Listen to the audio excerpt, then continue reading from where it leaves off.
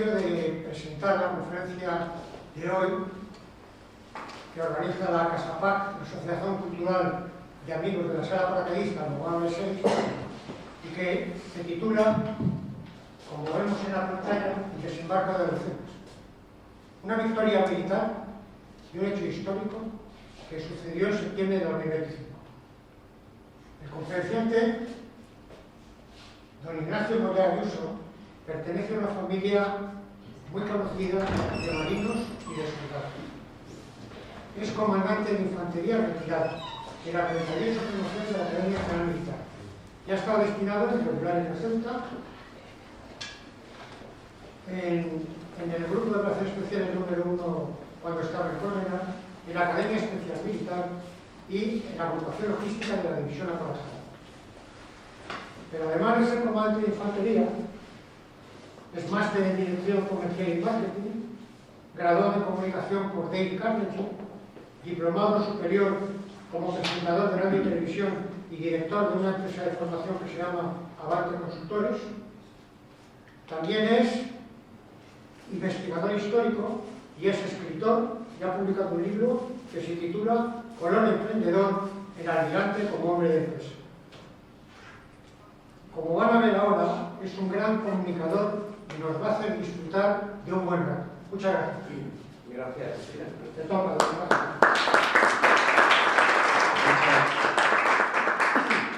Muchas gracias.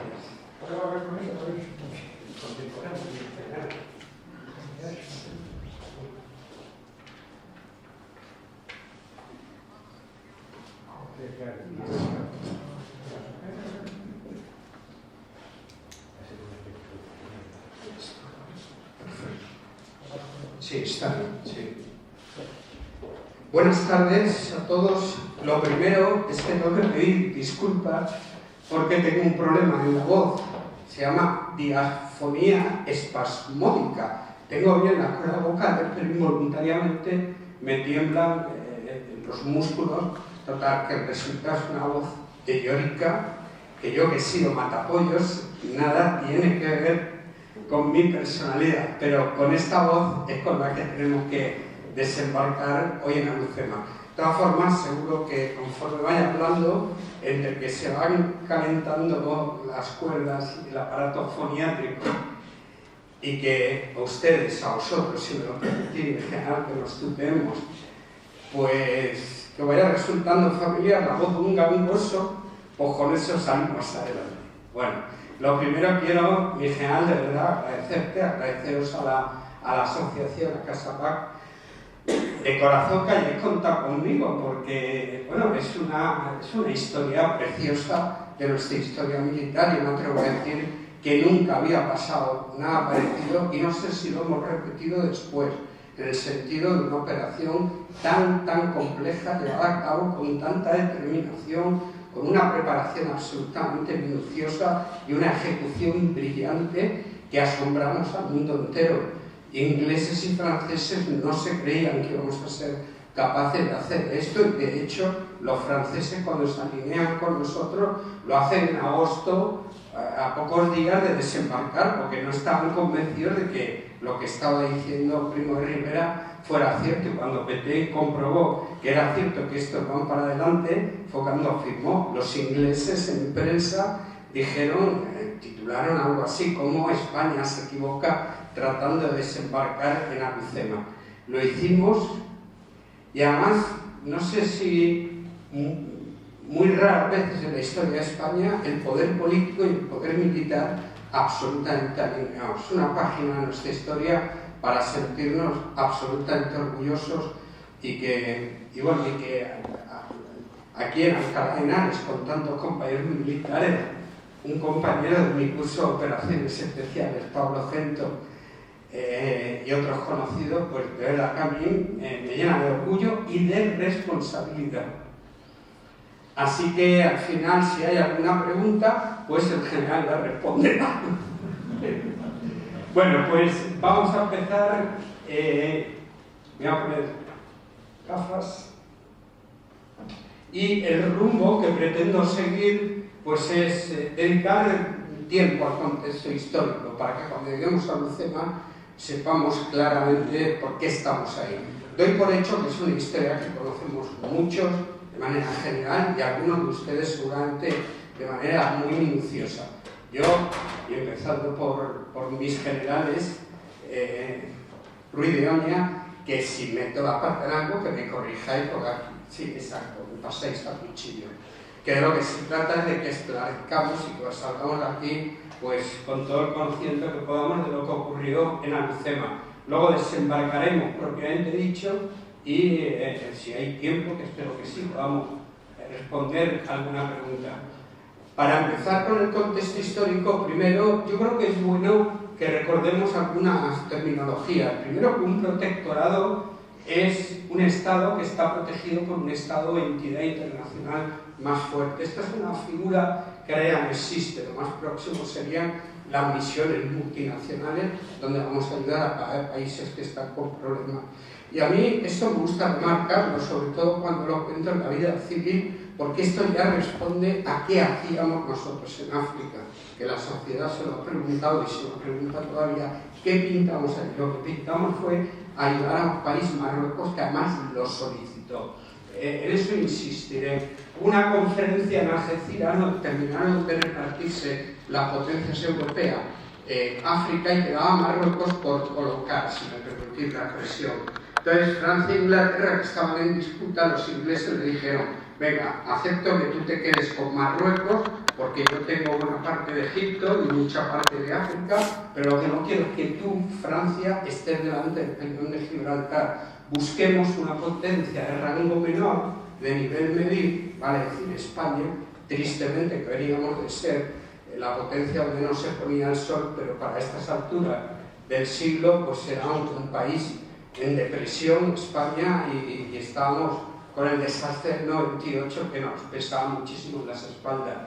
Y a España se nos advirtió que si no cogíamos la parte de Marruecos del norte para quitar a franceses del estrecho de Gibraltar, si no lo cogíamos serían los italianos.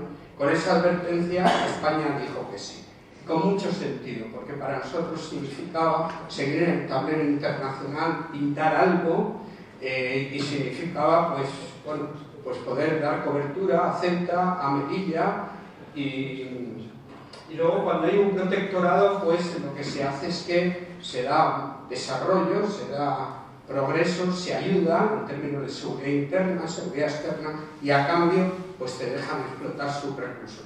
Todo eso consuma y sigue que a España le salieron las cuentas. Y entonces el Tratado de Fez es en el que se firma cómo quedan las dos naciones, España y Francia.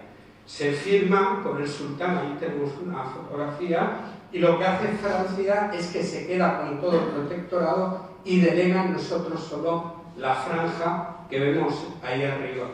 Las proporciones es que Francia se quedó con 450.000 kilómetros cuadrados, mientras que a España se le concedieron 21.000 kilómetros cuadrados, que es la superficie del actual Badajoz.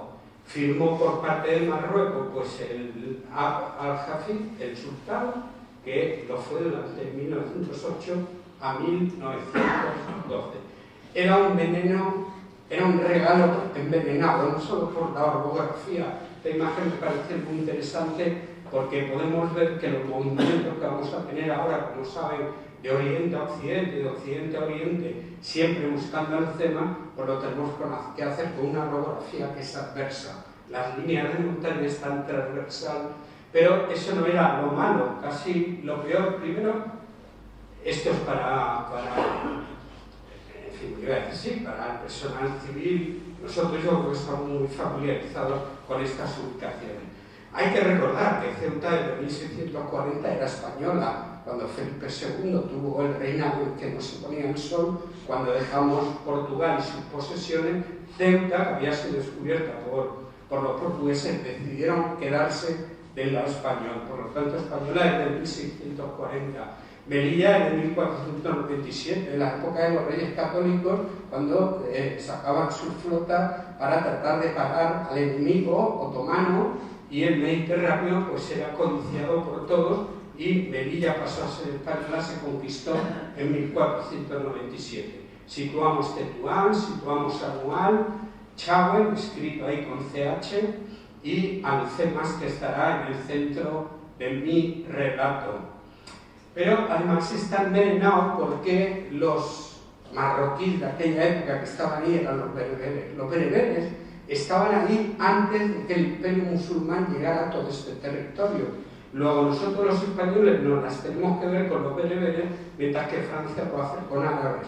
Y son muy diferentes. Los bereberes son muy feudales, muy primitivos y guerrean, hacen una guerra de guerrilla, son muy duros para el combate, como ha pasado, ¿verdad?, con todas las unidades indígenas de Inglaterra, de Francia, la nuestra, en Guinea, en Sáhara y aquí desde luego en el Rif. También los berberes conocen muy bien el terreno, pueden estar 3 días sin beber y su vida es familia, agricultura y el fusil y disparar. Y son unos tiradores selectos, conocen muy bien su territorio y esta es la parte que más envenenada estaba para nosotros el hacernos cargo del protectorado de Marruecos.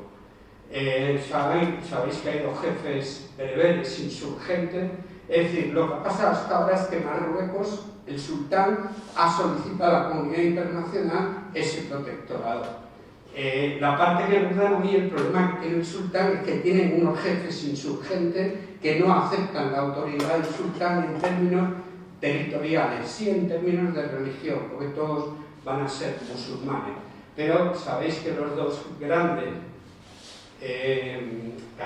líderes son Raisuni en la parte occidental y en la parte oriental, pues el conocido Abdelkrim. Los vamos a subir a una galería de protagonistas y así les ponemos cara. Ahí está Raisuni y ahí está Abdelkrim. Son 2 perfiles absolutamente diferentes. Los 2 son muy combatientes. Quizás, seguro, Raisuni es más de corte feudal, tiene menos miras, más cortoplacista y bueno, y tiene una lealtad relativa, como le va a pasar a todos los bereberes que no tienen concepto de nación, no tienen concepto de patria, entonces guerrean con aquel que les da más prebendas, que les da dinero, o aquel que tiene más poder en la zona. Se someten y se rebelan de manera indiferente. Esto saben que nos va a dar muchísimos problemas porque en medio del combate toda una cápila se puede volver contra nosotros. Nada que ver con Abdelkrim, que es de corte ya occidental, ha hecho carrera de la mano de España, sacó primero un título de técnico administrativo, pero luego hizo pues, estudios superiores y estuvo medrando en el mejor de los sentidos en Melilla, donde terminó siendo pues, un traductor y en fin, tenía responsabilidades. Pero en Melilla ocurre un problema, y es que a estas alturas Inglaterra y Alemania están unidas, cosa que han hecho pocas veces, pero están unidas contra un enemigo común que es Alemania, que está emergente después de la Primera Guerra Mundial. Y entonces descubren los servicios de información franceses, descubren que este tal Abdelkrim, que lo tenemos en Melilla, está tramando con los alemanes para hacer negocio con las minas de hierro que empiezan a aparecer. Eso Francia no lo consiente y nos da un toque a los españoles. Mire, ¿qué está pasando con esto? Y nos obliga a encerrarle en prisión, se escapa de prisión, cae de una altura y una pierna le va a producir una cojera para toda la vida. Luego al final se le lleva a juicio y desde el punto de vista español quedó, ¿cómo se dice? Absuelto. Estos son recursos que utilizan los conferenciantes para ver si estamos perdidos. No cuela. Pero efectivamente quedó absuelto. Pero Abdelkrim a partir de ese momento está jurando ya la muerte para Francia, pero desde luego para nosotros los españoles.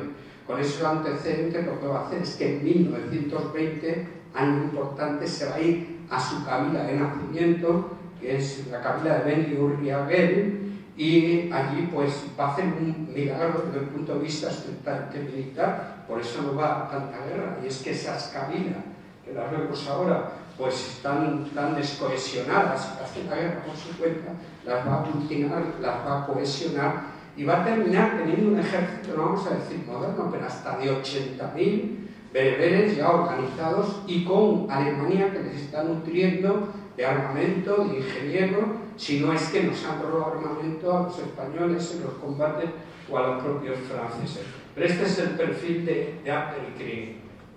A mí este croquis me parece que es significativo, porque desde que en 1912 firmamos el protectorado hasta el año 56, que va a conceder que Marruecos va a tener su independencia, son 44 años, de los cuales 15, es decir, un tercio, los tenemos que utilizar los españoles para pacificar. Nos hemos responsabilizado de esa zona, pero esa zona lo primero que hay que hacer es que llegue la paz, es decir, pelear con los bereberes insurgentes. Esto va a ser sangre y muchas vidas perdidas, pues porque son combates sangrientos y porque saben que España pues tuvo un ejército donde vamos a entrar por el desastre anual, que es el botón más de muestra de lo que pasa en esos 15 años. Pero es que yo creo que deberíamos hablar de los 29 restantes, que fueron de protectorado puro y duro, como pongo ahí, con ayuda y progreso. Pero lo que nos queda de cuando estuvimos en Marruecos fue la sangre, el dolor y la muerte.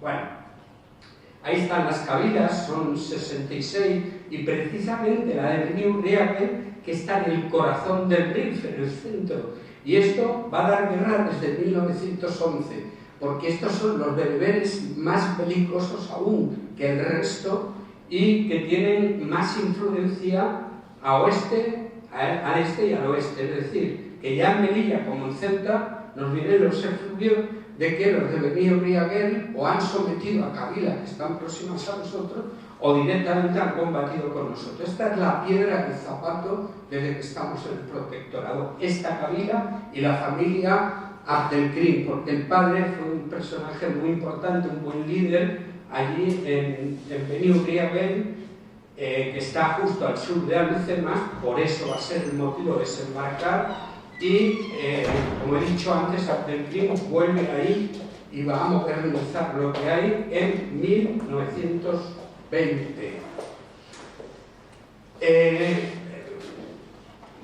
Espero que para recordarlo, bueno, que una cabila pues es una tribu bereber, que una jarca pues son esos bereberes que los hemos armado, rifeños armados, y el aduar pues es un término que se usa muchas veces como el asentamiento rifeño. Y yo creo que no está de más que le pongamos nombre, que tracemos bien el perfil de las unidades de choque que tuvimos durante todo este periodo, empezando por la Mejada y por la policía indígena. Estos son unidades de tropa indígena, nativas, con mandos españoles.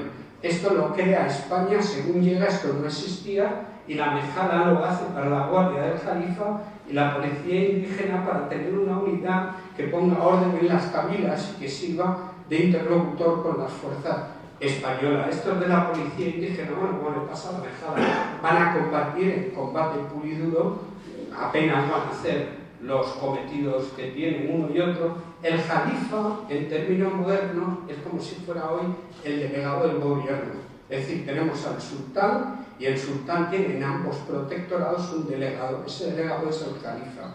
Uno francés, el Jalifa francés en Fez, y el Jalifa español está en Tetuán. Y a ese es al que le creamos una Mejada. Pero luego tenemos que añadir aquí este grupo de nativos a las jarcas amigas, porque en esos ir y venir, pues hay jarcas que son amigas. Cuando son amigas, todo este conjunto le podíamos llamar tropas indígenas irregulares.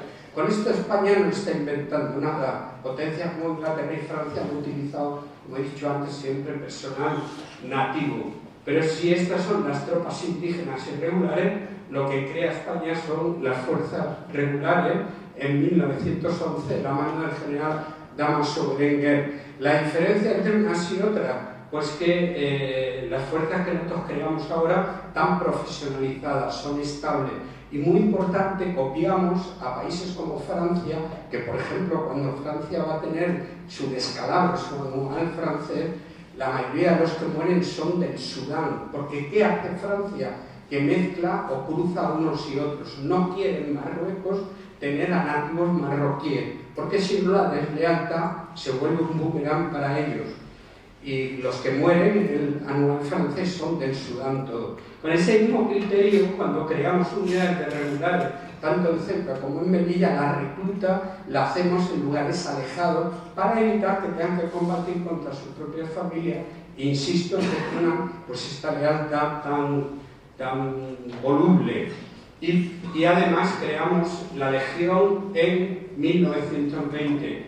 Si creamos la Legión es porque los regulares no son capaces de paliar un problema muy serio que hay en España, y es que España está absolutamente en bancarrota. En esa época, en esa anual, es uno de los motivos, nuestro ejército es un reflejo de lo que es España. Siempre los militares hemos sido lo que sea la sociedad. Entonces el ejército de Anual pues, era un ejército corrupto, poco preparado, poco adiestrado, y claro, era muy poco popular el servicio militar porque los chavales de reemplazo que venían a África, muchos morían. Y eso es lo que se trataba de evitar cuando se crearon regulares de Ceuta, regulares. Pero a Millán Astray se le ocurre que podemos emular a la Legión Francesa haciendo un tercio extranjero. Se crea esa unidad. Si Millán Astray les da la mística, el comandante Franco, que ya es un militar sobresaliente, les va a dar el adiestramiento, y entre unos y otros van a crear una unidad, la actual Legión, pues que es un ejemplo de disciplina y de eficacia en el combate. Y van a traer sobre todo la Legión también una manera nueva de combatir. Vamos haciendo una cronología rápida. Hemos hablado del desastre del 98, pues España ha perdido sus posesiones, el imperio está hundido, desolación, y en cuanto a política, pues reina el desgobierno. Con esos antecedentes nos quedamos con la parte de Marruecos, que ya hemos hablado, y en 1921 llega el desastre de Anual. España pretende dar un golpe definitivo en el Rif, se impone la precipitación y Abdelkrim juega sus bazas. España sufre su peor derrota militar con 10.000 muertos. Suba la galería a los tres protagonistas más característicos del desastre Anual, sin detenernos en esto porque no podemos, pero yo si tuviera que emplear una palabra para cada uno de ellos, es que el rey Alfonso XIII pecó de intervencionista, Berenguer va a pecar de demasiado prudente, que lo era, y Silvestre, que era impetuoso, pues demasiado resolutivo, demasiado impetuoso. Pero esto es poco sobre las causas de lo que pasó en Anual. Hay muchísimas más, pero hoy no nos podemos detener. Sí me he atrevido a hacer un croquis sencillo en el que, como saben, pues Silvestre, comandante general de Melilla, estira el frente hasta su máxima elasticidad. Esto fue un disparate porque mientras avanzamos lo que hacíamos era que a las cabilas no combatíamos prácticamente, las íbamos haciendo amigas con ese sistema que ya hemos hablado, prebendar, primero y tal, y no se desarmaban. Al no desarmarse, lo que estaba dejando Silvestre en retaguardia pues era un polvorín, y este polvorín va a estallar. Más allá, Anual, el comandante Morales le había advertido que no pasáramos esa línea. El comandante Morales, el jefe de la policía, el que mejor conocía la idiosincrasia de las cabilas, ya sospechaba que Abdelkrim, al otro lado del monte Abarrán, podría haber un problema que hasta ahora no nos habíamos encontrado. Pero tomó la decisión Silvestre de tomar monte Abarrán. Es verdad que Abarrán es una altura que hoy a nosotros, el primero que la tomara, le ponía en ventaja. Pero cuando vieron asomar la cabeza en Abarrán, como saben, pues se organizó una estampida, las cabilas mucho más organizadas empezaron a acosarnos, desgraciadamente, hay que decirlo como fue, sin presentar combate los españoles, solo una retirada en pánico, pues se culminó en Monte Arruido, donde saben que hubo una sangría de 3.000 hombres y sacrificados de manera cruel por parte de los cabileños. Ahí tenemos algunas de las fotos que habrán visto muchas veces del avance de Anual por el informe Picasso, pues más de 13.000 muertos y 514 prisioneros. Así que un desastre absoluto. Pero inmediatamente va a venir la reconquista del territorio. Es algo sorprendente. No siempre ha pasado esto en la historia, pero para nosotros Anual resultó un revulsivo. Y de tocar fondo, pues emergimos de una manera sorprendente. Yo he puesto ahí que las legiones regulares impulsan con su nueva manera de hacer el combate diferente a lo que se había hecho hasta ahora, sobre todo la voluntad de vencer, que sabemos los militares lo importante que es, y en Anual esto no se tenía, pero esto va a ser un motor poderosísimo. Se recuperan posiciones y se contempla el horror de Anual, pero sigue primando lo que ya he comentado antes, y es que la sociedad está harta de tanta guerra, el frente se ha estabilizado, siguen muriendo demasiado y hay que hacer algo. Y entonces es cuando Primo de Rivera hace su pronunciamiento militar, muy empujado por el expediente Picasso, porque España estaba al borde del caos, había un terrorismo anárquico que era ya, que no se podía tolerar, huelgas, nacionalismos e inestabilidad política. Y Primo de Rivera toma la iniciativa y crea un directorio militar que es aceptado por buena parte de la sociedad y desde luego por el propio rey. La figura de Primo de Rivera, que la subimos a la galería, es muy interesante porque es un hombre que ha sido laureado en la época del combate del Lobo, es decir, del Barranco del Lobo. Es un hombre que es africanista, pero es abandonista también. Significa que en aquella época pues, había una lucha en la sociedad española entre las fuerzas africanas y las peninsulares.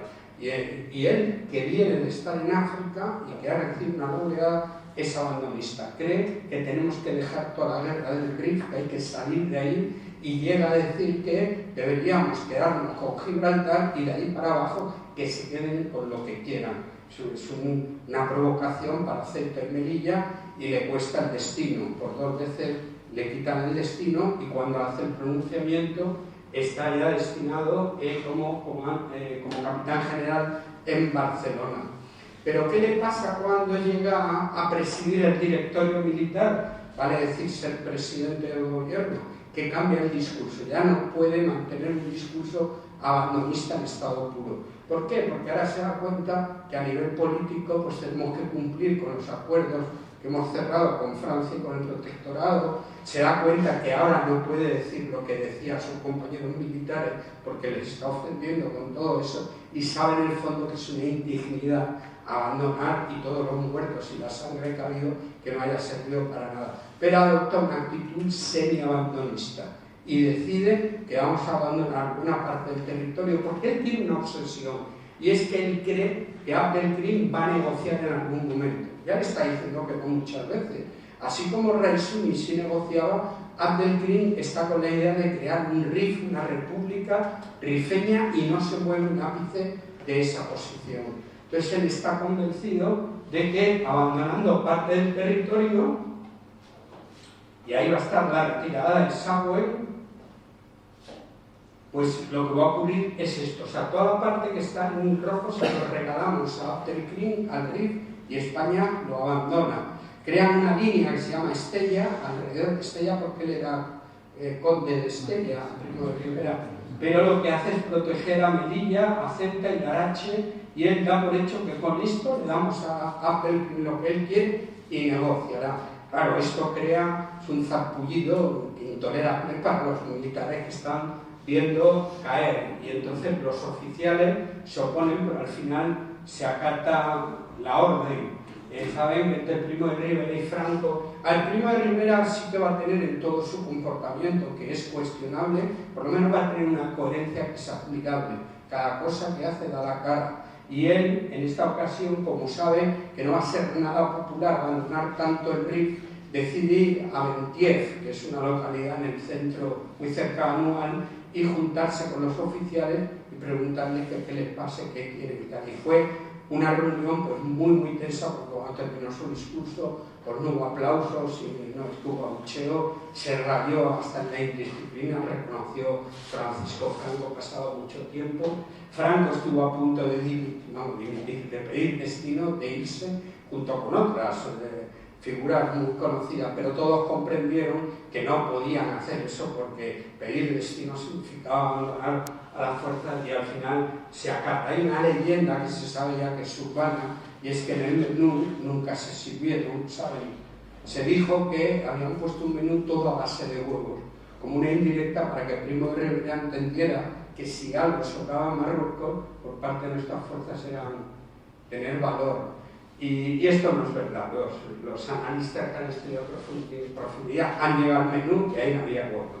Bueno, el caso es que el repliegue es sangriento como heroico para España, 11.000 bajas, 3.000 muertos, 1.000 desaparecidos, porque desde el punto de vista estrictamente militar, un repliegue es una operación absolutamente vulnerable y muy complicada.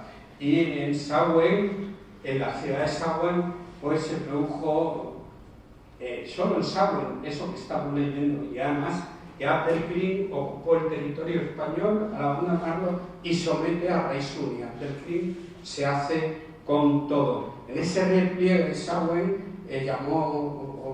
habrán oído hablar del capitán Arredondo, fue el primer capitán de la primera compañía de la Legión, sufrió heridas muy serias en una pierna, pero pidió y se llevó hasta jugar con su certificado médico y llevaba un aparato ortopédico, y con todo y con eso Diana Astray le llamó y pasó a formar parte de la Legión. Va a morir en la retirada de Sawen protegiendo a unidades, a bloqueados que teníamos que soltar, y toda la compañía quedó diezmada en un combate muy sangriento con unas condiciones meteorológicas tremendas. Arredondo creo que es de los pocos militares españoles que llegó a tener 2 laureadas militares. Con esta situación, pues Abdelkrim, según los analistas, pues comete un error, es que se viene arriba y como está muerto de éxito, pues decide atacar al protectorado francés. Hay también que dicen que había una sequía, falta de víveres, y que por eso Abdelkrim decidió atacar a Francia para hacerse con el río Hogar. Pero en cualquier caso, el análisis es que estiró demasiado sus frentes, fue muy pretencioso. El ataque que le hizo a Francia le va a provocar lo que se llama el ataque RIF, el anual francés. Estamos en abril de 1925 y eufórico Abdelkrim con el éxito ataca a Francia, pierde 48 posiciones de las 66 con 8.000 bajas. Los rifeños les capturan un importante arsenal de guerra. Es verdad que las 8.000 bajas de los franceses comparado con las nuestras tienen de diferencia, que hay que subrayarlo, que las nuestras fueron muchísimo más muertos que los franceses. Y suelo decir al personal civil que en términos militares entendemos una baja todo combatiente que quede inhabilitado para el combate. Puede ser un esguince de tobillo o puede ser perder la propia vida.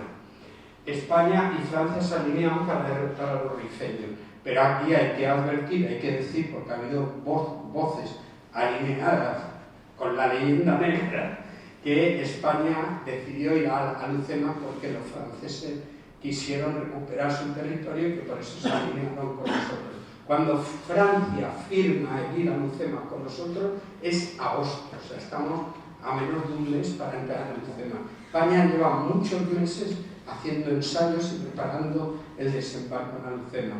El desembarcar en Alhucemas era una asignatura pendiente que teníamos desde 1911. Siempre España supo que el corazón del RIF era Alhucemas y que llegar a Alhucemas y poner ahí una fuerza combatiente y derribar al puesto de mando la casa de Abdelkrim significaba el principio de la pacificación del protectorado.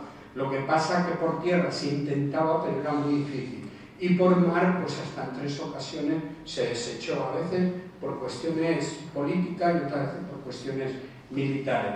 Pero aquí va a tomar la decisión Abdelkrim, ahí está con el general Petén, de entrar en Alhucemas.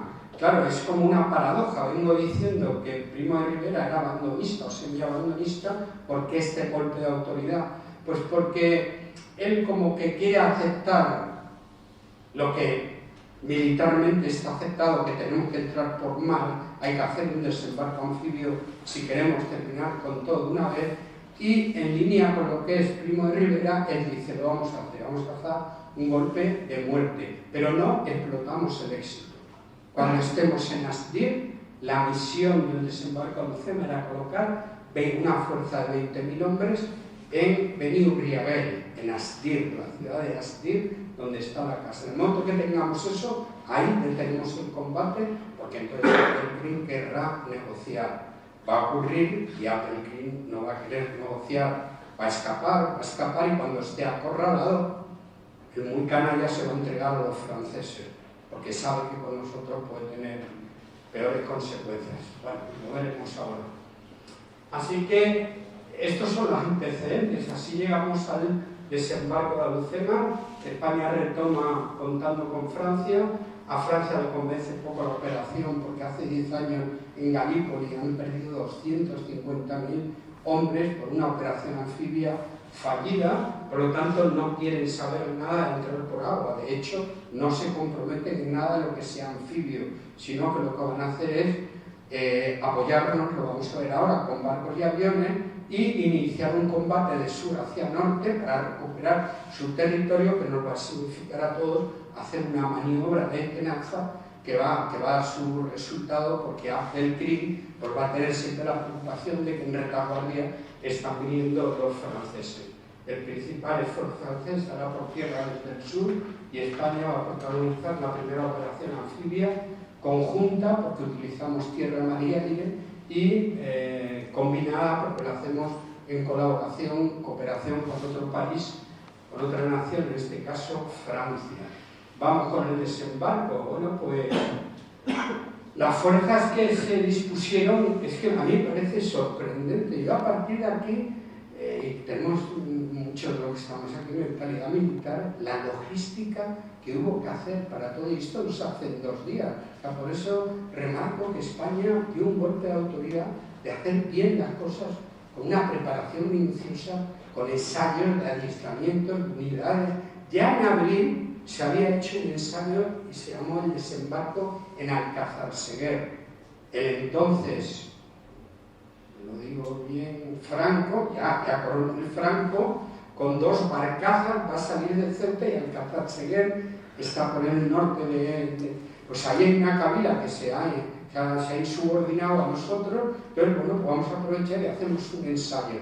Y con un par de barcos y 2 barcazas, el coronel Franco con una bandera de la Legión desembarcó, y eso fue un ensayo preparándose para lo que tenía que venir en Alhucemas. Por cierto, que uno de los pequeños barcos que la Armada tenía allí, el Arcila, un cañonero muy pequeño, estaba al mando del teniente de navío Carrero Blanco. Y ahí fue cuando se conocieron Franco y Carrero Blanco. Pero las fuerzas que tuvimos por tierra, mar y aire son las siguientes. En cuanto al mando naval, pues presentamos una máquina que nada tenía que ver después del desastre del 98.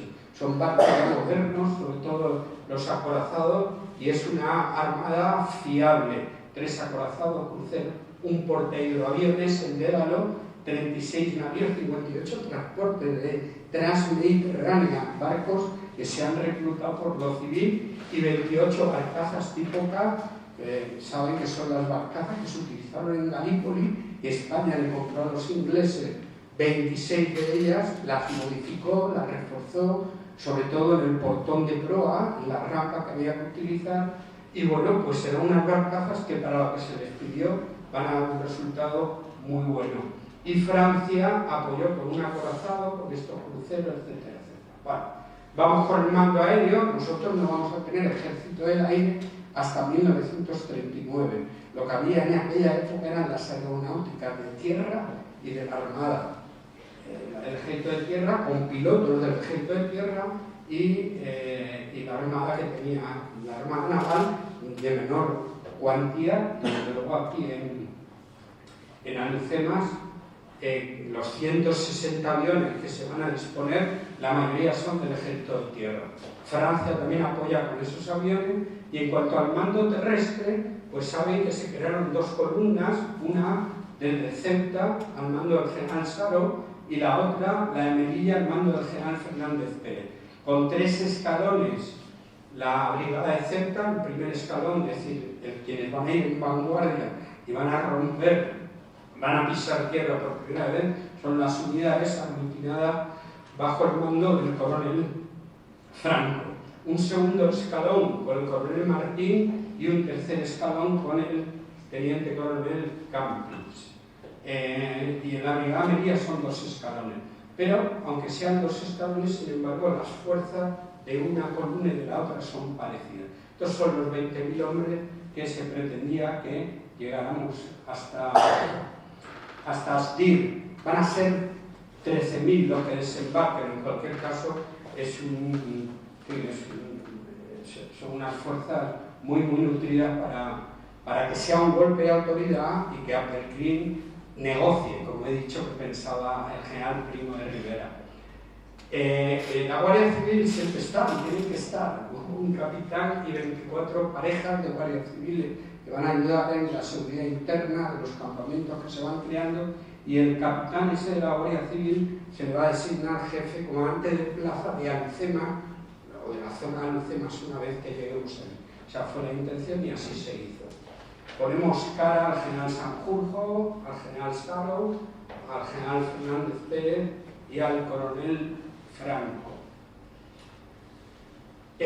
¿Cuál es la entidad del enemigo? Tenemos ahí arriba a la derecha, pues una vez un amigo mío en Torrelodones, donde yo vivo, muy amigo mío, me dijo, Ignacio, mucho, sí que la fuerza que hubo allí de los moros es que era muy poca cosa. No era poca cosa. Abdelkrim, que ya... Este es un dibujo hecho por uno de los prisioneros que hizo Abdelkrim en Anual, y con las horas muertas, que fue muy cruel el presidio que sufrieron los 514 hombres. Pero uno de ellos dibujó cómo era la casa de Abdelkrim. Ese sería el puesto de mando, el lugar, el núcleo central de la cabila de Uriagel. Ya en 1921, después del desastre Anual, con todo el territorio que ha conseguido, es cuando Abdelkrim proclama la República del Rif, y eso va a tener el respaldo de Rusia y de Turquía. Esto es un buen dibujo que evoca cómo debían estar esperándonos los bereberes, y estos son los efectivos rifeños, que no fueron poca cosa, entre 6 y 9.000 bereberes, abundante fusilería y munición, sobre todo en la que le habían quitado a los franceses, que fue desde luego un botín de guerra extraordinario. Se habla de 14 cañones, a mí me parece poco, debía tener más Abdelkrim, pero alrededor de Alcema se habla de 14 cañones, y esos mercenarios alemanes, algunos ingenieros, pues que le dieron bastante fuerza y modernidad a estos bereberes. Este es un buen dibujo que da una idea de cómo nos estaba esperando Abdelkrim en Alcema. Como vemos, la máxima concentración pues es alrededor de la playa de Suni, que es en el fondo de la parte sur de la bahía, que era el lugar donde de manera natural deberíamos haber desembarcado, pero los españoles renunciamos a hacerlo allí, efectivamente era donde nos estaban esperando, y lo vamos a hacer alrededor de Morro Nuevo. Las dos primeras oleadas van a entrar por ahí. Esto va a tener mucha importancia porque la primera es que ese bereber que hay ahí ya no pertenece a Berri Uriagel, sino que pertenece a la cabila que está al lado, Bocoya, y que no tiene nada que ver. Es decir, es un acierto entrar por ahí porque las fuerzas enemigas que nos vamos a encontrar son más flojas que no los originales de Berri Uriagel. Y en cualquier caso, pues tienen todo preparado para hacer fuego sobre el interior de... O sea, vamos a entrar un poco, no a retaguardia del enemigo, pero sí de esa forma. Luego la segunda oleada vamos a entrar alrededor de Morro Nuevo, y este va a ser el teatro de operaciones, con el objetivo que ya hemos dicho de llegar a Astir, que le da una profundidad al frente de unos 15 kilómetros. Esto es lo que vamos a tener que combatir durante un mes y medio.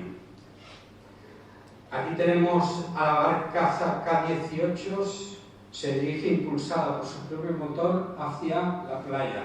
Ahora me detendré un momento en la barcaza. Esta es una fotografía muy interesante tomada de norte a sur, es decir, ahí al fondo vemos el peñón de Alcema. El peñón de Alcema va haciendo un trabajo extraordinario. Yo me sigo preguntando cómo esto que ha estado ahí, que está muy cerca de la costa, cómo es posible que no lo hayan pulverizado los bereberes haciendo algún tipo de maniobra. No lo han hecho y va a estar muy artillado el peñón de Alcema, y va a ser fundamental el fuego que se haga desde allí, porque el principal fuego que tenemos, que es de los barcos de la Armada, es un fuego tenso que no llegan a la contrapendiente de muchos lugares donde estaba el enemigo.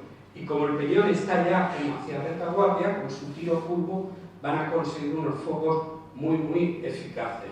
Pero la idea es entrar por la playa de la Cebadilla, pero cuando quisimos entrar por ahí, las corrientes y las condiciones climatológicas, se dice que los dos grandes errores de los que había que tomar lecciones de la historia para aprender, hoy ha pasado en Normandía o va a pasar en Normandía, es que los españoles tampoco consideramos la hidrografía, la situación de esa playa a la que no vamos a poder llegar, y las condiciones climatológicas y de la mar. El levante en toda esta zona pega mucho, y cuando se quiso entrar el 7 de septiembre por esa playa, pues las barcazas fueron desplazadas y no pudimos entrar por la playa de la Cebadilla, y vamos a entrar afortunadamente por Istaín, porque la fortuna también nos tiene que sonreír en algún momento. Tenían los rifeños colocadas minas de las que habían sacado proyectiles de los aviones que no habían explosionado, las tenían enterradas en toda la playa,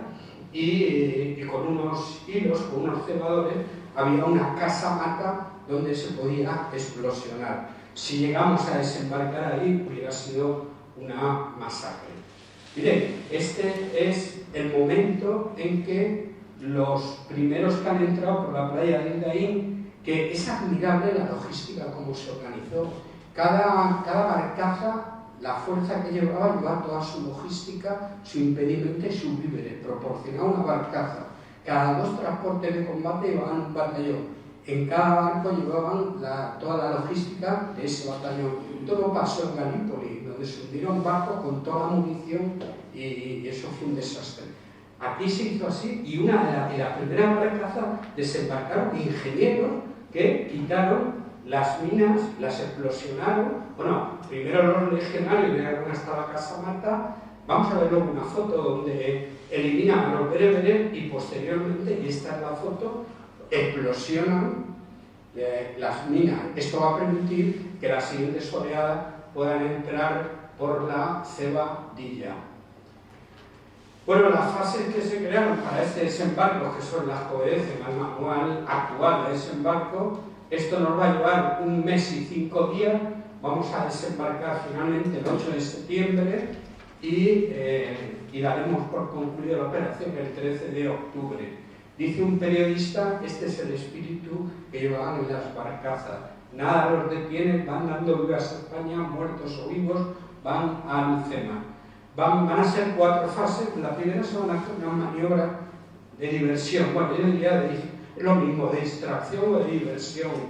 Luego el desembarco en zona, luego el consolidar, una vez consolidadas las cabezas de playa, donde hemos desembarcado, avanzar hacia el interior y finalmente llegar a Asdir, situado, hemos dicho, a 15 kilómetros, ahí pone 10, mal, pero sean 10 o 15 kilómetros, fortificar la base de operaciones para dar por concluida la misión. Vamos con la maniobra de distracción.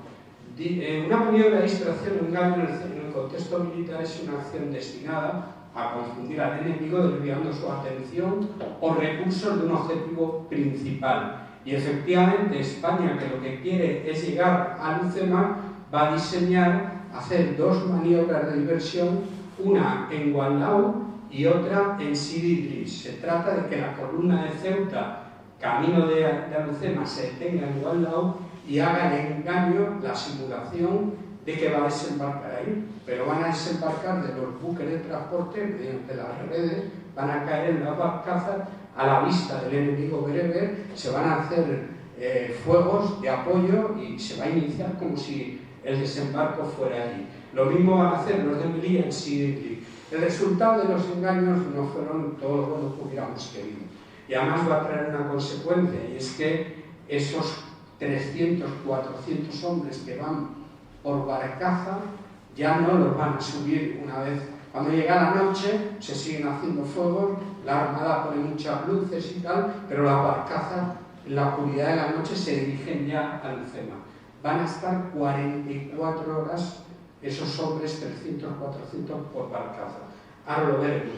Pero la sorpresa que estamos preparando, nuestra maniobra de distracción, se va a anticipar a Abdelkrim de una manera, desde el punto de vista militar e intelectual, asombrosa, porque lo que decide es que si el 7 de septiembre es cuando tenemos previsto, luego va a ser el 8 por lo de las condiciones climatológicas, pero cuando los españoles estamos poniendo el foco el 7 de septiembre en Alhucemas, a Abdelkrim se le ocurre, con una de las cabilas que tenía más feroces, atacar en masa al puesto de Kudia Tajar. Se va a llamar el combate de los laureados. Claro, esto es muy interesante porque, bueno, lo pongo aquí, esto está situado a 8 kilómetros de Tetuán, que les recuerdo que es la cabecera del protectorado, y lo que quiere Abdelkrim es obligarnos a llevar efectivos para allá y censurar al CEMA. Los números son, ahí hay una pequeña unidad, un regimiento de infantería de la península, al mando del capitán Gómez Zaracíbar, cuando se encuentran pues, a cerca de 3.000 rifeños que han subido a brazos cañones de 75 milímetros de una pieza y empiezan a hacer un asedio, pues como el Alcázar de Toledo, algo absolutamente sangrante. Y esto está ocurriendo el 3 de septiembre, es decir, 4 días cuando tenemos ya todo preparado para entrar en Alhucemas. Primo de Rivera se encuentra con una tesitura. ¿Qué hago? Detengo a Alhucemas, mando gente para allá y toma la decisión de no hacer ni lo uno ni lo otro. Da orden de que estos infantes, al grito de Viva España, den su vida y que aguanten ahí. Y va a ser asombroso, porque van a estar aguantando muchos días hasta que finalmente acuden 2 banderas de legión y un tabor de regulares. ¿De dónde vienen estos? De la segunda brigada, la de Melilla, que va a tardar un poco en desembarcar, y como ven que Kudia Tajar está de manera agónica, entonces Primo de Rivera ahora sí da orden de que esos barcos que llevan 2 banderas de la legión y un tabor de regulares acudan urgentemente al socorro a Tetuán. Son 10 días de asedio, del 3 al 13 de septiembre. Fíjense que Alhucemas va a empezar el 8 de septiembre, o sea que se solapa todo este combate y tenemos unidades. Esto va a ser importante por lo que cuente a continuación, que hay unidades que efectivamente Abdelkrim nos ha obligado a llevar allí. El resultado final van a ser 203 muertos, 779 heridos en estos 10 días. Ese es un dibujo de Ferrer Dalmau, se corresponde con el bloqueo de la muerte. Y estos son los 24 soldados héroes del Regimiento de Infantería Peninsular. Generalmente a los peninsulares se les pedía poco, eran chavales de reemplazo, pero aquí dieron una muestra de heroicidad, y es que ahí hubo 9 laureadas. El periódico El Debate dice: Kudia Tajar, el bastión olvidado del desembarco de Alhucemas. Pero si volvemos a nuestro desembarco, pues como he dicho, la brigada de Ceuta, la columna sale, y la de Melilla sale para Sidi Beatriz. Allí, ya lo he dicho, se traspasan de buques a barcazas. Hay como una imagen de una red por la que tienen que descender a las barcazas. Estas son las barcazas, y se comienza con fuego de artillería en Gualdao y en Sidi Beatriz como parte de la operación de distracción que estamos llevando a cabo. Yo creo que es el momento de hablar de las barcazas, que no eran poca cosa, van a tener un comportamiento admirable.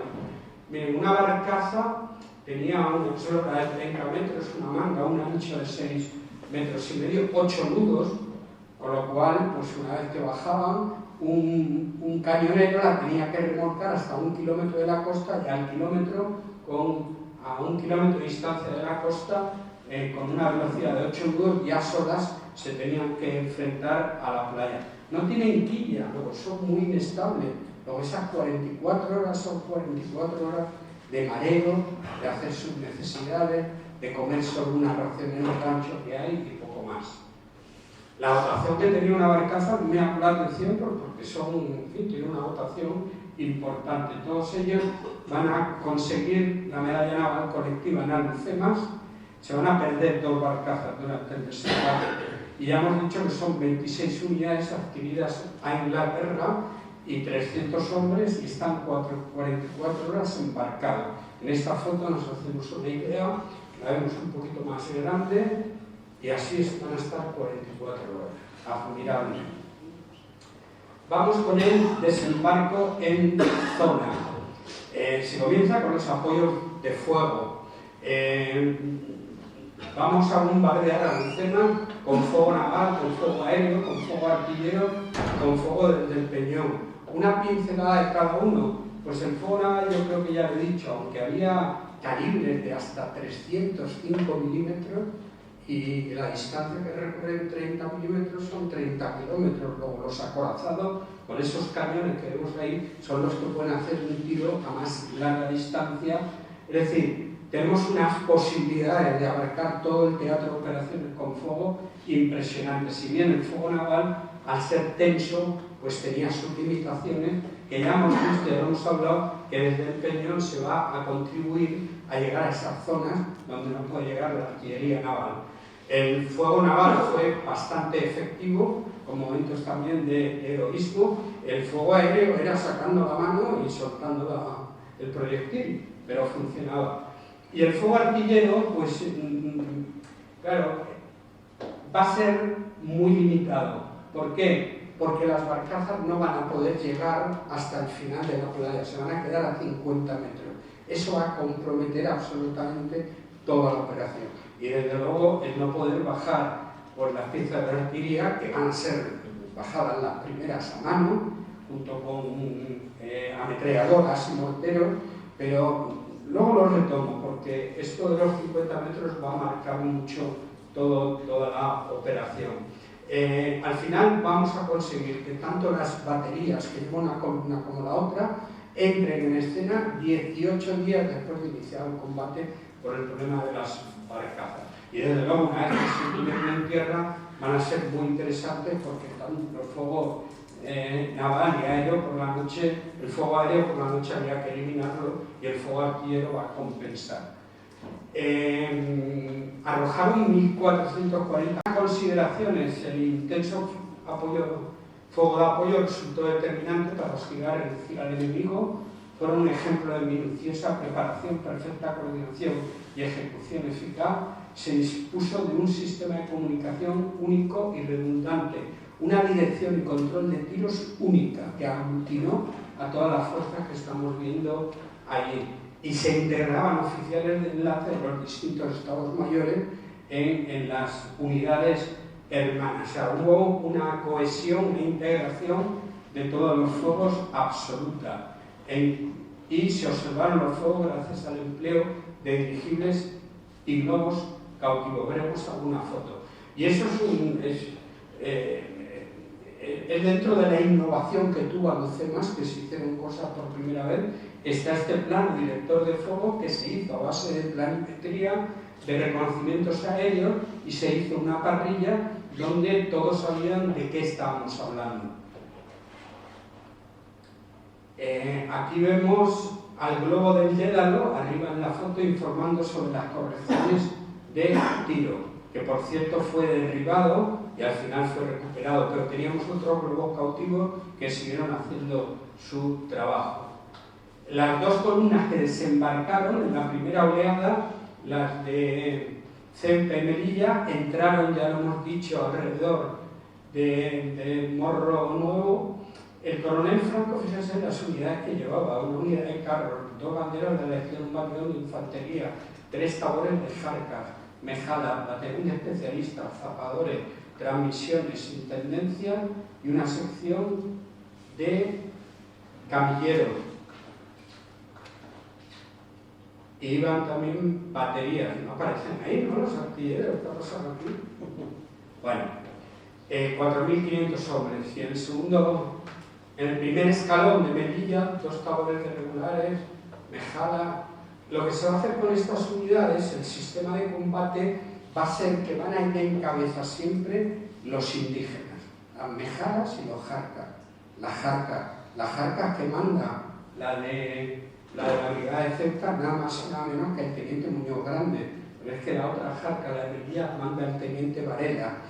Y son jarcas de 600 hombres, no es poca cosa, pero van en cabeza porque conocen el territorio, saben cómo operan los cabileños, y entonces lo que hacen es que levantan al enemigo, lo posicionan y luego enseguida las legiones irregulares que van en segundo plano pasan al combate propiamente dicho. Esa es un poco la idea general de cómo funcionaron las unidades de infantería. Esto es un esquema que apareció en internet, me pareció interesantísimo porque vemos las barcazas numeradas y cómo iban distribuidos. El África 3, por ejemplo, ahora pide, pues necesitó 3 barcazas y así sucesivamente. Llama la atención que las barcazas que van por el frente de la izquierda, en la dirección de que están navegando hacia la playa está ahí abajo.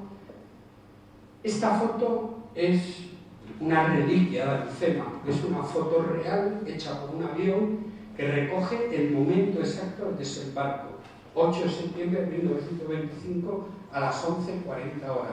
Teníamos que haber entrado el día 7 a las 4 de la mañana, pero nos lo impidió la mar.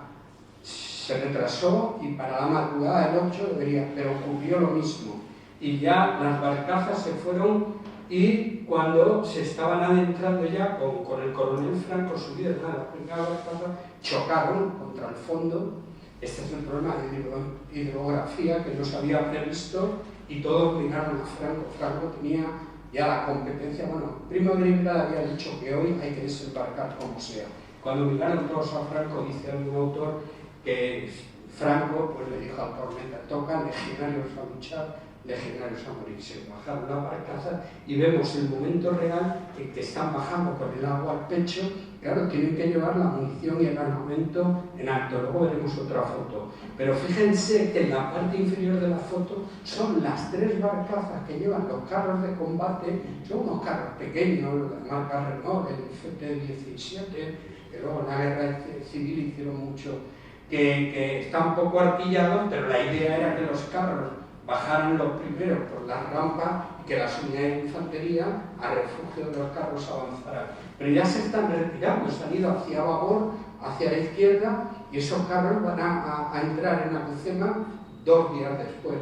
Esta situación va a mediatizar todo el combate de Alucema. Es fácil de imaginar. Si solo pueden bajar los hombres a media cintura, ahora cómo bajamos toda la impedimenta, los víveres. Entonces, lo primero que se hizo para la toma de la playa, que enseguida van a subir los legionarios, veremos ahora también otra foto, la jarta, los legionarios se reúnen por esos acantilados, pero van a subir unos faeneros, un término, el Cuerpo de Intendencia, que hizo una labor extraordinaria, llevaban contratado personal civil como faeneros para que hicieran, y tuvieron que trabajar mucho porque tuvieron que bajar pues todo lo que estamos hablando. Se va a crear un culo de botella porque ahora a partir de aquí la logística es fundamental. Cuando estemos arriba va a haber un momento que falta logística, lo veremos. Ahí desembarcó mi abuelo, el padre de mi madre, el capitán José Ayuso.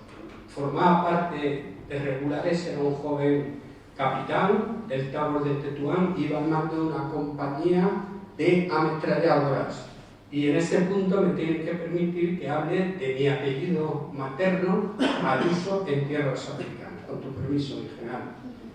Mi abuelo, el comandante José Ayuso Casamayor, medalla de sufrimientos por la patria, en un combate 8 años antes, una esquirla, unos rebotes le afectaron la parte derecha y ese ojo lo perdió. Bueno, en los últimos 17 años de su vida, ese ojo estaba vaciado. Le nombraban apto para el servicio en todo momento, estaban hechos de otra manera. Pero es que si no, él se daba de alta porque quería volver a regulares y así estuvo combatiendo. Participó en el desembarco de Alucemas y muere en acto de servicio en el 36, en el frente de Oviedo, al frente del 4º Tabor de regulares. En el cerco a Oviedo hubo que mandar unidades de refuerzo y mi abuelo pues, fue al frente del 4º Tabor. Recibió un impacto en la cabeza, murió, estuvo enterrado muchos años en Grado. Mi madre tenía 10 años y en el año 59 sus restos se mandaron al Valle de los Caídos, donde reposa. Su hermano, 5 años mayor, el teniente coronel Ladislau Ayuso, de donde viene el nombre a mi hermano gemelo, ya está en la brigada paracaidista, en la 8ª compañía del lo digo bien, de la segunda bandera, le viene de este Ladislao Ayuso, tío abuelo nuestro, que nació el 27 de junio. Le pusieron el nombre de Ladislao y luego pues tuvimos un tío Ladislao y mi hermano. Pero es que este hombre recibió la cruz de la Rueda de San Fernando en la toma de Mendizálen, recibió un impacto, herido, se mantuvo en el combate. Fíjense qué curiosidad que cuando el capitán Ladislao Ayuso en Benizalen está avanzando, iba por la izquierda no me sale. Pero su compañía tiene 2 tenientes y un suboficial. Los 2 tenientes son Aizpuru, que muere en el combate de Benizalen, y su hermano José, mi abuelo, que va como teniente de la segunda sección. Cuando muere Aizpuru, el capitán Ayuso le dice a su hermano, al teniente Ayuso, que progrese por donde va Aizpuru. Por lo que ocurrió ahí, que recibió un disparo y se negó a ser retirado, pues le van a dar la laureada de San Fernando. Ya una vez muerto, en su casa, justo en el hospital, le dieron la medalla militar individual y fue jefe del grupo de regulares de Ceuta. Y el tercero del apellido Ayuso, pues soy yo. Mira, yo no tengo los méritos de guerra de mi abuelo y de mi tío abuelo, porque afortunadamente nos tocó en época de paz. Así que yo estuve 3 años destinado en regulares de Ceuta, fui el teniente jefe de la SOE, la sección de operaciones especiales, y lo más próximo que he hecho al combate, porque yo me fui a la reserva sin ir a ninguna misión, así que el combate más cercano que he tenido fue que estuve un mes destinado en Chafarí. Que hay que estar ahí un mes destinado, que no es poca cosa, pero bueno. Más allá de la broma, se puede imaginar que para mí pues es un orgullo haber recibido el legado de mi abuelo y mi tío abuelo. Somos 7 hermanos militares, 2 de la Armada y 5 de infantería, y yo soy el único que he pasado por regulares. El resto son unos cobardes, incluido mi hermano. Ya lo he dicho. Bueno, continuamos con el avance hacia el interior, donde me voy a detener. Esto es de la revista Despertaferro. Ya sabemos que entramos por la playa de Istaín, que el día 8, que se tuvo que retrasar la brigada Melilla que está desembarcando, y que en ese desembarcar, recuerden que tenemos a 2 banderas del tercio y un taur de regulares que no van a desembarcar porque se van a atender al Curiatazar. Y esto va a hacer que se origine un cuello de botella durante 15 días. Miren, esta es una foto real de cuando los legionarios consiguen abatir a rifeños, y al fondo se ve uno de los cañones, el propio saqueo, a nosotros, a los españoles o a los franceses. Pero en esta foto es donde quiero poner el interés de esta primera fase, porque como lo que hacemos es que entramos por la playa de la Cebadilla, al final, el 12 de septiembre, estamos en esa disposición. La columna de Melilla a la derecha y parte estará a la izquierda. Pero no podemos seguir avanzando porque no hay logística. Y entonces, ¿qué ha pasado con Abdelkrim? Que tenía sus fuerzas muy distribuidas, lo vimos al principio, por toda la ensenada de la bahía de Alhucema, pero claro, nosotros hemos desembarcado el día 8 y lo que hace Abdelkrim es mandar a todas sus unidades hacia allí. Hemos podido desembarcar con pocas bajas y entrando bien, nos hemos hecho con un par de casamatas con cañones del RIF por la parte de Morro Nuevo, pero ahí estamos metidos en un bucle porque no han podido las barcazas llegar, con lo cual toda la logística está retrasada. No pueden bajar el ganado, fundamental. Y el agua también es un problema, porque el agua ahora dependemos de los aljibes hasta que encontremos en nuestro progresar algún pozo. Lo vamos a conseguir, pero 18 días después de haber entrado en Alhucema. Con lo cual va a ser un problema. Los aljibes tienen que estar constantemente mandando agua y claro, el frente está avanzado hasta que llega un momento que ya no se puede más, no porque falten víveres, que no hay munición. Hasta el punto de que Abdelkrim se ha dado cuenta que la brigada más floja es la que va por la costa, claro, es la de Melilla, porque no tiene a regulares ni tiene al tercio. Con lo cual, ahí se la está jugando Abdelkrim, es su órdago. Él sabe que si en este momento rompe ahí el frente, igual aborta la misión de Alcema. Y ahí lo que se da es, he hecho un esquema así, a mi manera, que el ataque rifeño se encuentra con la jarca del teniente coronel Varela en primera línea, y detrás no están regulares ni la legión, está un batallón de infantería de marina expedicionario y infantes del regimiento Melilla. Y se da la circunstancia que los jarqueños nuestros, la jarca de Varela, se queda sin munición. No tienen ya más munición. Algún autor dice que incluso responden con pedrada, pero lo que es un hecho es que el coronel Bodet, que está al mando de esto, se encuentra con una tesitura. ¿Qué se hace? Y tomó la decisión de que las unidades de infantería de marina y de infantería de tierra, su munición la pasaran a primer escalón, se la dieran a los jarqueños.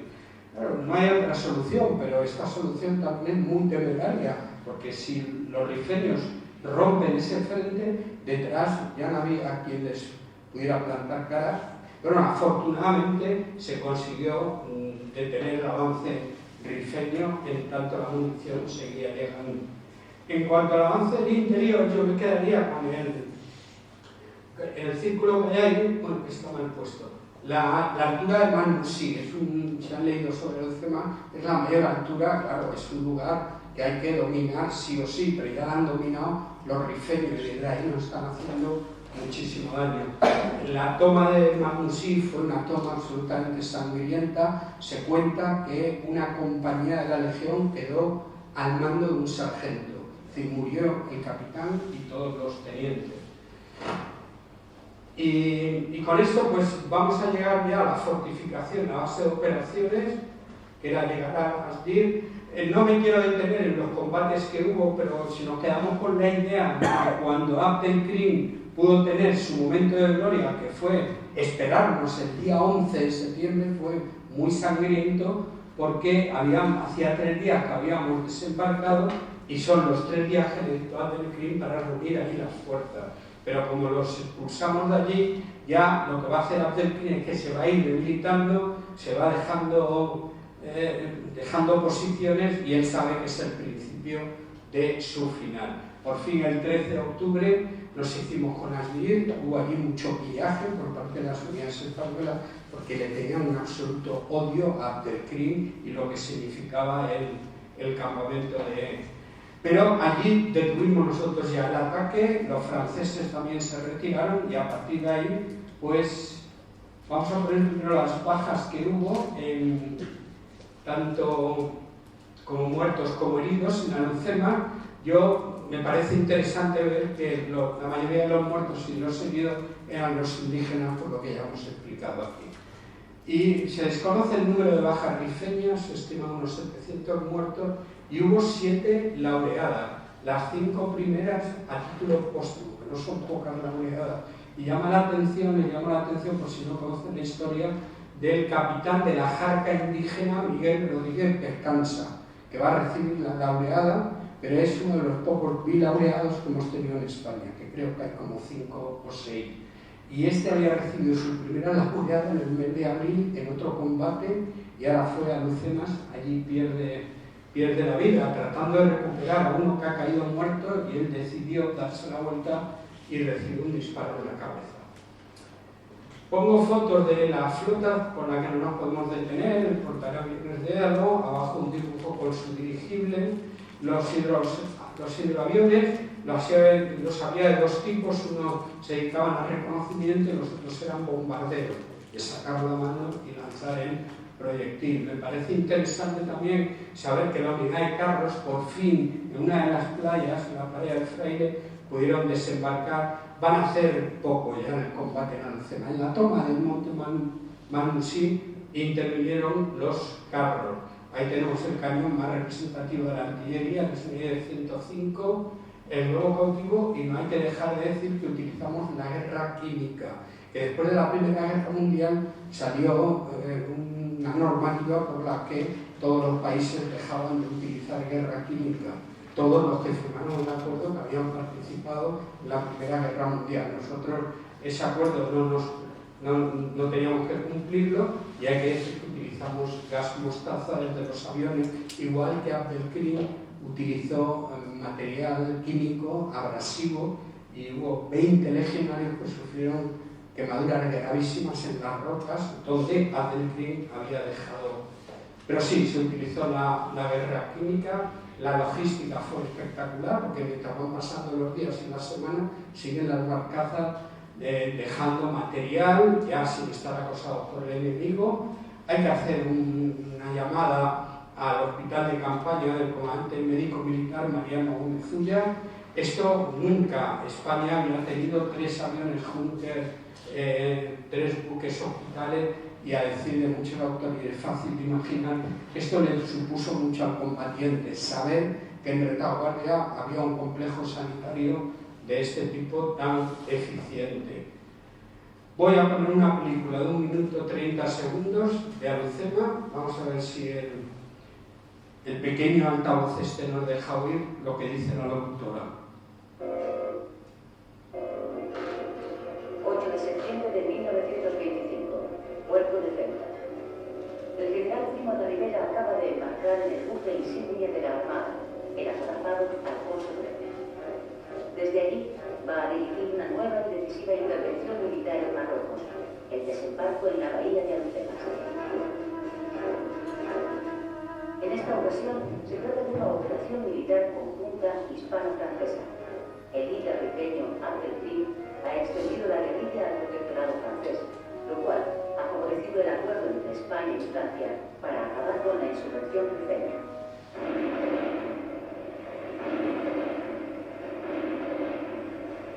El éxito del desembarco es total. Las tropas aliadas trituran a la resistencia rifeña en la bahía de Algeciras en cuestión de horas.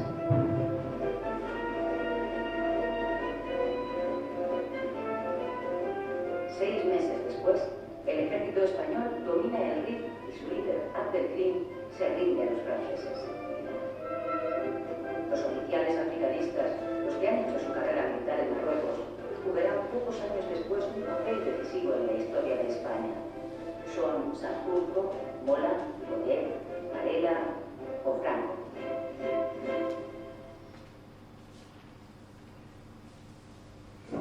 Bueno, terminando rápidamente con el cronograma, una vez que se pacificó, que fue en 1927, o sea, la agonía de Abdelkrim duró todavía 2 años más, con combates donde se perdieron vidas, pero finalmente ha dicho que se entregaron a los franceses, se rinde, tras 15 años de guerra se había logrado la pacificación. Sanjurjo, alto comisario, lo anunció oficialmente el 7 de julio del 27. A Abdelkrim los franceses lo mandaron al exilio a la isla de Reunión, cerca de Madagascar.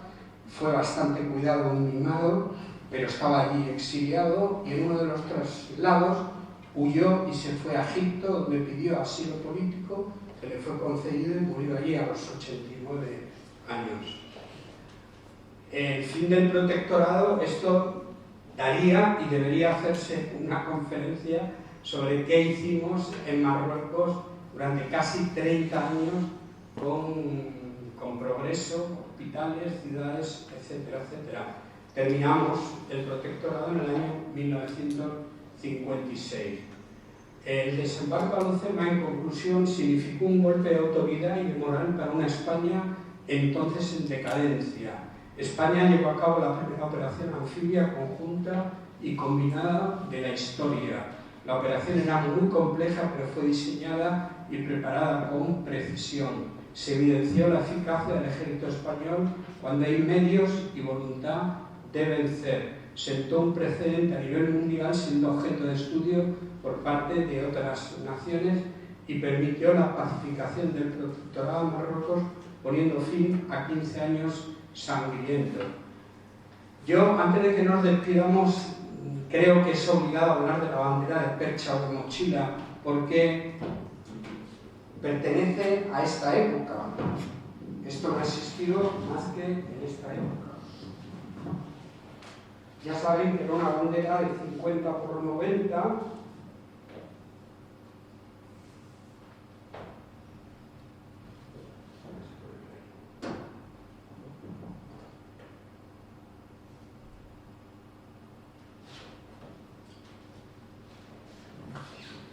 Estuvo en servicio desde 1904 hasta 1927, con ella se cubría el equipo y las pertenencias, señalaba la posición de las tropas en campaña y por último servía como mortaja para los soldados caídos. Ahora actualmente el ejército ha recuperado la costumbre de dar una bandera de mochila o de percha a cada uno de sus profesionales. Aquí tenemos la entrega en la Academia de Artillería. Y saben que la canción Banderitas, un paso doble de la bandera, se creó en 1919, la popularizó Manujita Díaz. Habla de banderita porque es una bandera pequeña. Y dice: el día que yo me muera, si estoy lejos de mi patria, solo quiero que me cubran con la bandera de España. Al principio se hizo en color rojo, pero luego se decidió hacerlo con los colores de la enseña nacional. Los soldados que volvían de África la colgaban en los balcones, más que por patriotismo, por decir estoy en casa y estoy vivo, porque muchos eran los que no volvían. Y bueno, pues yo quiero terminar con los últimos sones del pasodoble de la bandera. Vamos a ver cómo suena, si es que suena.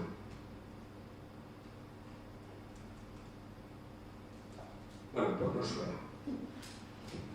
Muchas gracias.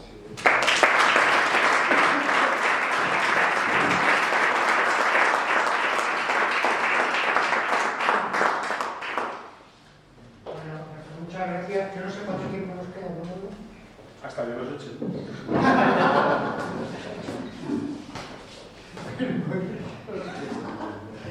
Si me venía a echar. Bueno, pues abrimos un turno de preguntas. Bueno, primero creo que darte las gracias, porque creo que en nombre de todos ha sido una conferencia extraordinaria, emotiva, completa, inteligente y para mí emocionante. Muchísimas gracias. Nos ha recordado el heroísmo de los que nos han presidido. Bueno, pregunta. Muchas gracias. Bueno, yo voy dando la palabra.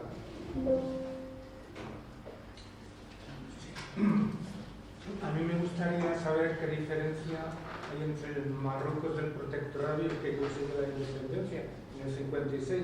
¿No era Marruecos de independiente con el sultán? Estoy entendiendo la pregunta de si Marruecos era Marruecos antes de la independencia. Sí lo era. La terminología de Marruecos no está muy definida, le pasa como nuestra querida España, cuando se creó España, no hubo un acto de fundación. Pero Marruecos ha sido un estado muchísimo antes de esto de Alhucemas, muchísimo después de que Ceuta y Melilla fueran españolas, por cierto. A mí me gustaría preguntar, bueno, yo me he emocionado mucho porque sabía un poquito de esta historia, ¿no? de las versiones que se escuchan, ¿no? Y yo también tuve un familiar, un bisabuelo Sí. que ha trascendido a nosotros su recuerdo, ¿no? Y unas cosas que ha llegado a la familia después de tantos años, ¿no? Es que iban casi descalzos los soldados españoles, ¿no? Y que pasaron mucha hambre y que algunos venían, los que sobrevivieron, que luego ya no hablaban el resto de su vida de lo que lo habían pasado tan mal allí. Pero bueno, yo lo que es, la verdad que es terrorífico. Yo en temas de logística del militar no entro porque supongo que lo ha explicado usted muy bien y yo no lo entiendo tampoco. Yo desde el punto de vista humano me parece terrible lo que ha pasado ahí, ¿no? Y las muertes que ha habido por un lado y por otro. Y luego, si estaba en España, estaba en bancarrota, no entiendo cómo se metieron en esta aventura, qué costó esto para el pueblo español, si además los reyes estaban en bancarrota, ¿no? El gobierno, los reyes estaban en bancarrota. ¿Cómo se metieron en esta aventura? Por no perder el tren de ser visibles en Europa, ¿no? Por lo que ha dicho usted, ¿no? Que si no entrábamos aquí como protectorado militarmente, ¿qué pasaba? Perdíamos un tren, ¿no? Y luego yo también preguntaría qué pasaba con esos recursos mineros, quién los explotaba, esos recursos mineros que había allí, ¿no? Sí, muchas gracias por la pregunta. Yo, y pendiente mi general, si quieren responder, yo creo que cuando cogemos el protectorado no podemos llegarnos a imaginar que va a ser tan sangriento como lo que resultó ser. Con lo cual esto hay que imaginarlo progresivo. Son pequeños compases. Ya España había tenido en Marruecos algunas guerras en la época de O'Donnell y tal, pues porque nos acosaban los marroquíes a la plaza de Ceuta y Melilla. Ahora la manera de combatir o el por qué combatir es diferente, porque efectivamente hemos aceptado un compromiso internacional, que España tenía que decir que sí, sí o sí. Ya ha visto que ha habido momentos en que Primo de Rivera es consciente de la sangre y de lo que se está dejando ahí, pero fíjese, él precisamente quiere dar un golpe de autoridad porque él quiere abandonar, quiere que eso ya no demande tantos recursos, porque necesita recursos para España. El directorio militar de Primo de Rivera fue absolutamente ejemplar. España en ese momento necesitaba una dictadura, mano dura, aceptada incluso por sindicatos de la izquierda, y él estaba preocupado no solamente por la sangre y la muerte, sino porque se estaban detrayendo recursos que nos necesitamos en España, que estaba emergiendo de una manera asombrosa. Por eso decide meter esa dotación, vamos a llamar así, de Alucema, para terminar con esto una vez por todas. No le puedo decir más. Claro, el que en un momento de todo este relato que se diga, venga, nos vamos y lo dejamos todo, es muy complicado. Sí, efectivamente. ¿Y los recursos de las minerías, quién se beneficiaba de esos recursos? ¿Cómo? Los recursos que usted ha mencionado, que había minas, ¿no?, de hierro, ¿no? ¿No ha mencionado algo? Vale, los recursos que nos proporcionó el RIF eran escasos. Se pensaba que había muchísimo más. Luego hubo pocas minas de hierro que como estábamos en ese momento, la corrupción fue espantosa por lo civil y por lo militar. Y las minas tampoco se estaban llevando con orden y había quien se estaba llevando mucho dinero. Bueno, no había orden en nada, pero fue una frustración absoluta que encima de lo que estamos haciendo ni siquiera haya un mínimo de retorno que justifique lo que está pasando. Sí. Muchas gracias. Muy amable. Muchas gracias. Una pregunta. Un desembarco tan importante con tanto personal, material, ¿realmente era lógico hacer un desembarco para avanzar solo hasta el pueblo de Alderquim? Creo que eran 15 kilómetros que se avanzó. Entonces creo que hay una desproporción entre las fuerzas militares y la operación, que se ve muy bien, me alegro. Y es decir, centrar, hacer un desembarco, no había nada más. Se llegó a negociar con Alderquim, quedó en manos francesas, pero quiero decir que hay una desproporción entre la operación militar y la idea política, y avanzamos 15 kilómetros. Le voy a dar un dato. Efectivamente se trata de poner 20.000 hombres allí como golpe de autoridad para que Alderquim de una vez por todas termine. Ya hemos explicado que no hay explotación del éxito, que desde el punto de vista militar no se entiende, pero eso es lo que quiere Primo de Rivera. Y está convencido, lo he dicho, que una vez que lo conseguimos hacerlo con alguien, por poco más o menos, que Alderquim se va a entregar, que va a negociar. Es que lo que le está ofreciendo España debería haberlo cogido en un momento dado, porque lo que le da es una autonomía dentro del sultanato. Es decir, el RIF va a tener su propia, un poco de Cataluña, pero estamos ofreciendo eso, pero él no quería depender del sultán ni siquiera como una autonomía independiente. Quiere que el RIF sea RIF sin España y sin Marruecos. Hay un dato, y es que el 14 de septiembre, en pleno desembarco de Alucema, cuando ya hemos pasado el momento ese gordiano tan duro en el que ya se está diluyendo Abdelkrim, Primo de Rivera negocia con Abdelkrim. Me llama la atención porque se debieron comunicar por cable de alguna manera, y le ofrece, oye, dejamos aquí a Alucema el combate y te avienes, y Abdelkrim le dijo que no.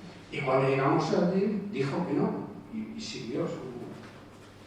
Bueno, luego con el tiempo, estando en Egipto, Marruecos le ofreció a Abdelkrim pues, ser ministro de un cargo importante. Yo creo que hoy Abdelkrim pues, es un héroe allí en Marruecos. Y aprovecho para decir que no entiendo lo que ha pasado en España cuando en abril el gobierno de Pedro Sánchez pues, decidió que no celebráramos a Alucema ningún organismo oficial. Y tanto la Armada como Tierra, con sus respectivos institutos, el naval y el de cultura militar, hicieron caso. Pero no sé por qué la Armada se fue desmarcando porque el Germán le dijo a Geme y a Gema, ¿el de ahí de Gema? Gema. Bueno, eso. Del espacio. Y del espacio. Pero que efectivamente tierra se le toma al pie de la letra y no hay nada en el Instituto de Cultura Militar que evoque a Lucema, supuestamente porque el gobierno dice que le hacíamos daño al hermano, al vecino marroquí. Que no le... Y es una incultura absoluta. Hemos remarcado que lo que estamos haciendo ahí es dejar sangre, vidas, para pacificar el territorio del sultán. Que las jarcas que mueren los jarqueños son marroquíes. Ellos, Marruecos, celebró el desastre anual, también el momento, y cuando llega a Lucema, que lo tenía que celebrar también, pues no la celebra España, no quiere problema. Y afortunadamente, no sé qué ha pasado, pero tanto en la Gema y el Geme, pues han hecho una pequeña peineta y la Armada, en el Instituto de Cultura Naval, en el cuartel general de la Armada, ya han presentado 2 libros, han hecho un par de conferencias y a mí me daba mucha pena que nuestro instituto no hiciera nada. Pues ya se han anunciado para diciembre unas jornadas con primeros espadas que van a dar de Lucema. Bueno, pues es una noticia buena, precedida de una mala que tiene que ver con el complejo que tenemos en España. En un principio se designó como efeméride principal del asunto de tierra, porque siempre hay una principal, otra alternativa o secundaria, la fecha del desembarco. Pero cuando se elevó al ministerio, pues se cambió por la de Pavía a Roja. Bueno, por 100 años de los tres, ¿no? Entonces se cambió la efeméride principal, por tema político. No me he enterado, te lo digo con confianza, pero como soy de infantería. ¿No? En un principio se llegó para que fuese. Actualmente cada año se designan una serie de efemérides. Vale. Este año, para este año, estaba previsto que fuese el desembarco de este. La efeméride principal. La efeméride principal lleva con eso que en todas las unidades tiene que haber conferencias, tiene que haber no sabía, sí. Un asunto temático alrededor del cual elecciones de defensa. El año pasado fue la dirección de la guerra mexicana de la anterior fue la guerra del sur de Filipinas. Bueno, cada año es un tema y hay otro secundario, ¿no? Como digamos de menor valor, ¿no? Bueno, y cuando se llegó al ministerio esa propuesta, pues, a nivel político se zanjó. Les cuento la anécdota, porque estamos en familia, que he dado una conferencia hace poco en Guinea Ecuatorial, cuando dejamos Guinea Ecuatorial en el año 69, y mi padre era el capitán de uno de los barcos que había allí. Hemos vivido en Guinea, y he hecho mi primera comunión allí. Y bueno, pues nos sacó mi hermano Henry una conferencia y nos invitó la delegación de defensa de Melilla a darla. Hace no llegado un mes, y cuando llegamos al tiempo dijo el segundo jefe de la delegación: oye, es que estamos con la Lucema, que nos están diciendo que no, esto no tiene nada que ver, no es del pelaje de los de Lucema. O sea, estaba con la piel muy fina por las directrices que habían venido arriba. De hecho, yo digo que la efeméride principal se cambió a los combates de Pavía. Ahora te he entendido, perdóname. Se cambió y este año se está celebrando esos 100 años de los Los 100 años de Pavía. Y la segunda es Calderón de la Barca. Pero Lucema ha desaparecido, digamos. Yo doy muchas conferencias de la ley negrita y digo algo que está en la mente de todo. Definitivamente los españoles deberíamos conectarnos con nuestro pasado, pero sin complejo, porque es que ves las luces y sombras que hemos tenido a lo largo de la historia y tenemos luces a punta pala, o sea, tenemos una historia de la que no podemos sentir orgullosos, pero somos víctimas de la ley negra, que llega hasta nuestros días. Como en esta querida España todo se politiza, hasta la página de la historia pues, se utilizan de una manera o de otra según el partido político, ¿no? Pero sí, teníamos que sacudirnos el complejo y hablar de España, pues del desastre anual por lo que pasó y del desembarco encima por lo que pasó. Porque hasta el desastre anual también se le cambió el nombre. Bueno. Ignacio. Bueno, yo creo... Bueno, venga, la última. Sí, Pero es que veo ya por ahí... Ya, por favor. Si siempre se ha tenido claro que para pacificar el protectorado era necesario entrar en las zonas, ¿por qué se retrasó tantos años el desembarco y se gastaron tantas vidas inútilmente?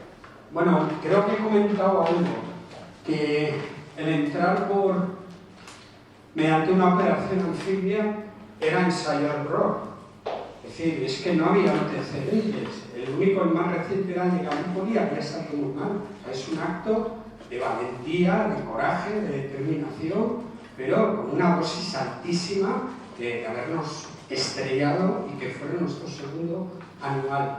Hasta 3 veces se diseñó el entrar en Azucena desde 1911 y en unas ocasiones no se llevó a cabo porque los políticos no querían oír hablar de eso y cada vez fuimos nosotros los militares que no estábamos en condiciones de afrontar aquello. ¿Una pregunta más? Bueno, pues entonces vamos a darle el nombre de la Asociación Cultural de Amigos de la Sala Almogávar Paracaidista, la Casa Pac, que yo creo que en nombre de todos los que hemos escuchado, porque ya lo había visto tú, que iba a ser una conferencia muy amena. ¿Ha sido muy amena o no ha sido muy amena? Vale. Esto es un pequeño recuerdo. Gracias por el lado. No. Y ahora se le puede dar una mano.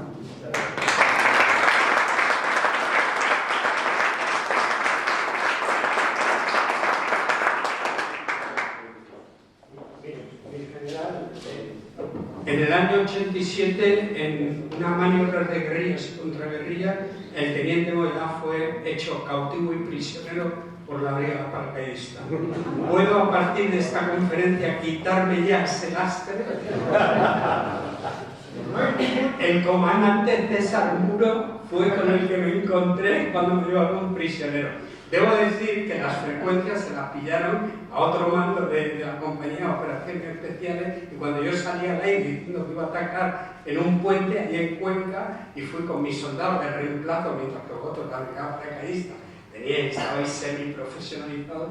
Cuando entré allí por la noche yo no he visto más paracas en mi puta vida y yo no sabía lo que pasaba y entonces cuando salí ya de zona porque tuvimos que dispersarnos y fui al lugar que habíamos convenido. Cuando estoy ahí esperando estoy yo solo, no me viene ninguno de los guerrilleros y ya por fin oigo ruido y venían dos.